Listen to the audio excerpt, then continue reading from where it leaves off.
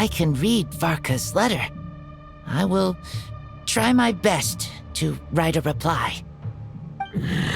Wolf's claws make poor instruments for writing human words.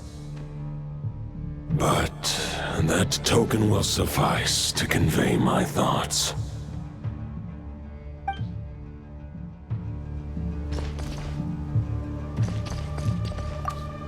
I sure didn't expect my experience fighting the wild-hunted Nodcry to come in handy back here in Mondstadt. Almost makes me wonder if this was the reason I was sent back.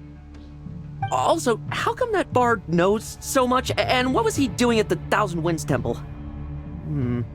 Well, whatever. I don't really care. As long as I get to do some fighting. I'm looking forward to trading blows with Lupus Boreas when he's fully recovered. I bet he'll wipe the floor with me.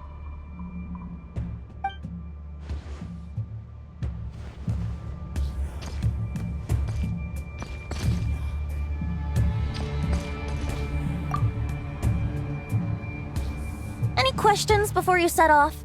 Better ask now. You'll probably have to hit the ground running when you get to Nodcry. The root of this turmoil lies with the remnant soul that Andreas, dominator of wolves and god of the North Wind, left in Nodcry. He once left Nodcry and braved the blizzards to confront the god of storms and claim the right to rule. Yet even as the tower fell, he chose to abandon his claim. Instead, he returned to the north and slumbered for 1,000 years before finally journeying back, under the name of Boreas, with the first knight of Boreas to witness the new face of Mondstadt. When the wolf spirit could no longer maintain his physical form, Boreas chose to pour his power into the ley lines. With that, he became the North Wind of Mondstadt, as he is still known to this day. Any questions before you set off? Better ask now. You'll probably have to hit the ground running when you get to Nodcry. 500 years ago, Roland seemed destined to become the mightiest knight of Boreas ever to have lived. But he was too pure of heart. He believed firmly in his own ideals of chivalry, vowing to eliminate all injustice from the world. But the world had never been perfect and pure, nor would it ever be. Neither his mentor, the wolf pup Rostam, nor the Grand Master, known as the Lion of Light, could persuade him to temper his obsession. But what was the scent that reeks of blood that Lupus Boreas sensed? And what is its connection to Conria and the Abyss? Perhaps you will uncover the truth in Nodcry. Any questions before you set off? Better ask now. You'll probably have to hit the ground running when you get to Nodcry. The soul of a wolf is as unyielding as ice, and Andreas is a master of molding and shaping it. His people once drew great strength and wisdom from the wolf spirit, but human hearts and flesh cannot contain the soul of a god. Attempting to place the wolf spirit in a human vessel would slowly devour their sense of self, even if Lupus Boreas did not intend for that to happen. That's why Lupus Boreas developed the technique of imbuing weapons with his soul. It is his way of blessing his human Lupical with the wolf spirit's protection. In fact, there is an ancient song that tells this tale. A weapon once of common iron, now through friendship turned divine. Twixt man and wolf a bond was made, a power born within the blade. As much as he might claim not to accept humans, his actions sing a different tune. Oh, but keep that little observation between us, will you? Any questions before you set off? Better ask now. You'll probably have to hit the ground running when you get to Nodcry. All right, over to you, Dvalin!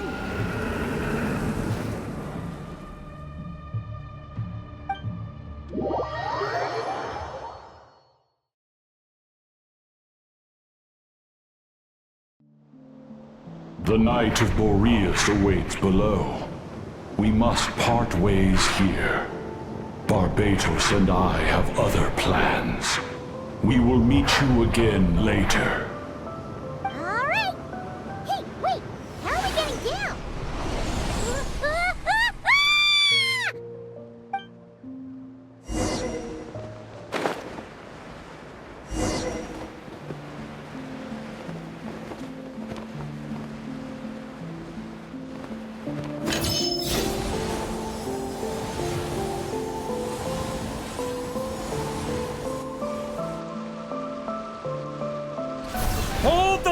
line!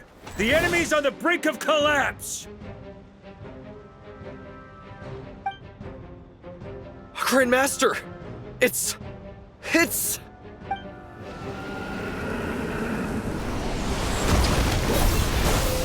Haha! Reinforcements! It's about time! And I'm on too! We're just about hanging in there. Most of their grunts are taken care of now. Their leader's gonna have to make a decision soon. Fight or flight? What will it be, mightiest knight of Boreas? As expected, this hastily summoned Wild Hunt horde is nothing but a disorganized rabble. A mere shadow of the forces gathered by the Rahir of Solmari. But they have served their purpose. I now understand your tactics, and you, in turn, understand mine. This is fair. This is the way of chivalry. Farewell, heir to the knighthood of Boreas. Whether you choose to resist me or not, I shall set right the injustices of this world. In the name of the blood-stained knight. Guess they're retreating for now. So that Wolf of the North look-alike, that was Andreas? But why would he be leading the Wild Hunt? And why was he talking about the Bloodstained Knight? Ugh, forget that. We can save the details for later. He was the enemy boss, right? Are we just gonna let him get away? Ah, there's no point chasing after him. We've crossed blades already, and it ended in a stalemate. Right now, there's nothing we could do about him. True. We're still not certain of his true identity, but whether he's a god corrupted by the Abyss or a legendary knight, killing him might be just about possible, especially now that you're here. The difficult part is, we can't kill him right now. Huh? What do you mean? Is he immortal or something? No. Judging from our skirmishes so far, I don't think he's got any special abilities of that caliber.